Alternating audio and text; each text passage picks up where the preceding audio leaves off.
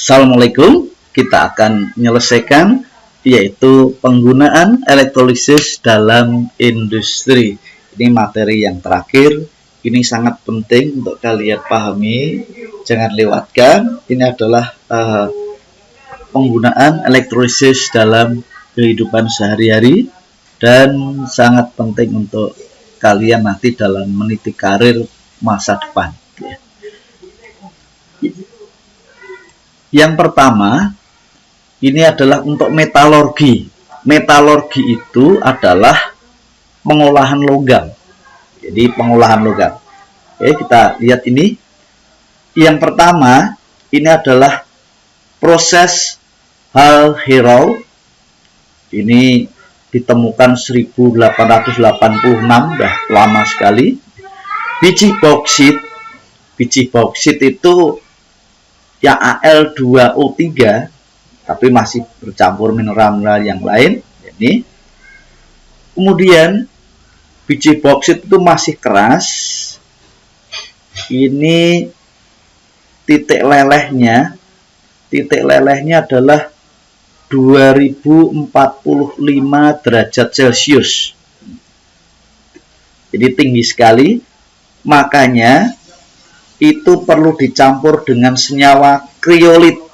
Ini perlu dicampur dengan senyawa kriolit, sehingga setelah tercampur ini titik lelehnya menjadi 950 derajat Celcius. 950 derajat Celcius ini ya jauh lebih rendah dibandingkan 2045. Inilah fungsi dari kriolit. Dari leburan Al2O3 ini baru dielektrolisis. Kan itu ya. Jadi Al2O3 ini leburan, urekan dulu menjadi 2Al3+, ini liquid ya, leburan tambah dengan O2-. Nah, ini juga liquid. Oke, ada berapa? Ada 3. Ya. Baik. Ini dengan katoda yang inet ya diolahnya. Pada katoda reaksinya adalah Al3+, karena ini dia kemudian menjadi direduksi menjadi logam aluminium. Ini reaksi di katoda aluminium. Inilah yang digunakan untuk membuat aluminium dari leburan Al2O3. Ya. Jadi kalau nggak leburan kan bersaing sama air. Ya, ini pada proses Heroult dihasilkan ini. Oke, pada metalurgi. Kemudian berikutnya ini pada pemurnian tembaga. Ini pada pengolahan biji tembaga di Freeport sana, biji tembaga banyak sekali. Jadi biji tembaga ini senyawanya biji tembaga ini adalah sebagai CuO, tembaga 2 oksida, direaksikan dengan reduktor. Reduktornya bisa karbon monoksida ya, kokas ini yang punya energi yang tinggi akan menjadi Cu dan CO2 ya. Cu yang ini tidak murni. Jadi Cu dari hasil reduksi ini masih belum murni. Makanya perlu dimurnikan dengan elektrolisis. Dengan elektrolisis. Baik. Kemudian prinsipnya kayak apa elektrolisis? Ini untuk elektrolisis. Pada yang kutub negatif, ini kan terjadi reduksi, ini dipasang tembaga yang murni. Nah, ini tembaga yang murni. Oke, tembaga murni. Kemudian pada sisi yang positif ini adalah dipasang yang tembaga tidak murni. Kenapa kok tidak murni? Ada logam-logam yang lebih reaktif atau lebih rendah enolnya. Contohnya ini ada seng, ada besi, ya. Dia akan larut. Dia akan larut. Jadi akan teroksidasi duluan begitu ya. Sementara yang Cu, nah ini logam yang Cu, oke, logam yang Cu dia kan ini larut dulu, Cu, jadi menjadi Cu2+, kemudian dari Cu itu kemudian ini mengendap di Cu murni, ya, maka direaksi di sini, reaksi di katoda negatif, Cu2+ yang habis larut dari anoda tadi, kemudian menjadi endapan tembaga yang ini. Jadi ini akan semakin tebal. Jadi tembaga murni sebagai pemancing ini ya. Jadi untuk sebagai tempat untuk tempelannya. Jadi ini ya, yang di anoda Cu, ya, dia akan larut menjadi Cu2+ plus 2E. Cu yang 2+ plus 2 ini kemudian menuju ke katoda mengendap, gitu ya. Oke, maka reaksinya nanti adalah apakah bisa dicoret semuanya? Ya nggak bisa kayak gini.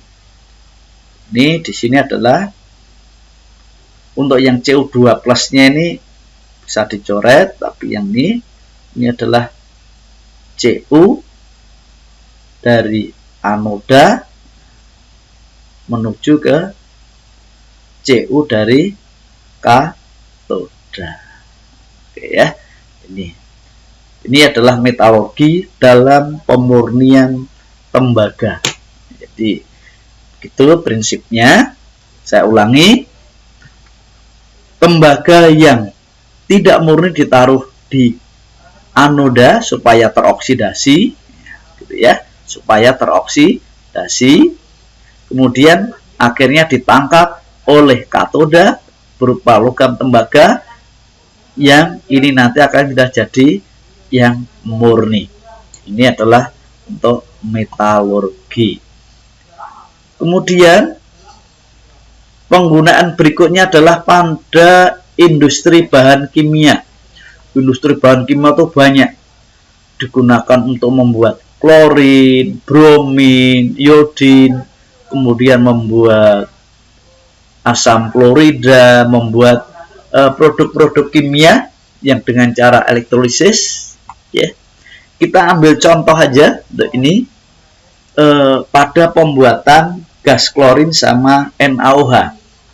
Bahannya murah, dari air laut. Air laut itu yang paling banyak kandungannya adalah natrium kloridanya yang paling banyak, sehingga banyak di Madura banyak memproduksi garam itu kan karena bahan dasarnya ini dari air laut. Air laut kemudian dibuat pekat, dipanaskan, diuapkan, jadilah pekat. Setelah ini baru di elektrolisis. Elektrolisis sudah tidak asing lagi, natrium klorida liquid. Ini masih larutan ini. Pekat itu masih larutan, ya. Jadi Na+, aqueous dan Cl- aqueous.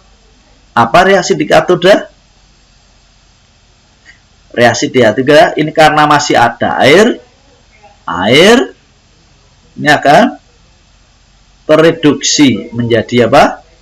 Gas hidrogen dan 2OH. Kemudian di anoda apa reaksinya? Cl- menjadi Cl2 ditambah 2E, ini adalah 2. Inilah gas klorin. Kemudian ada nanti kan ada Na+ yang ada di dalam larutan sama OH- bergabung sehingga terbentuklah apa? NaOH. Ya. Ini untuk memproduksi industri bahan kimia adalah dari elektrolisis. Oke. Yang terakhir ini adalah pada industri kerajinan. Ini pada penyepuan logam, pelapisan logam dengan logam yang lebih mulia, biasa untuk perhiasan. Ini dari logam-logam, misalnya contohnya logam besi campur seng, itu kan kurang begitu indah. Kemudian ditaruh di ini elektrolisis, ya. Logam yang ingin dilapis, ditaruh di kutub negatif. Di kutub negatif. Nih. Di kutub negatif ini yang dilapis, ini kutub negatif. Seperti gambar. Logam pelapisnya ini adalah pada kutub positif. Ini ya. Jadi Cu solid ini akan larut Cu2+ plus 2E di kutub positif, ya, larut. Kemudian Cu2+ di sini, ya, di lapisan logam ditambah 2E menjadi Cu solid yang mengendap, ya. Ini yang mengendap di sini nih, ya, sehingga terbentuk lapisan tembaga.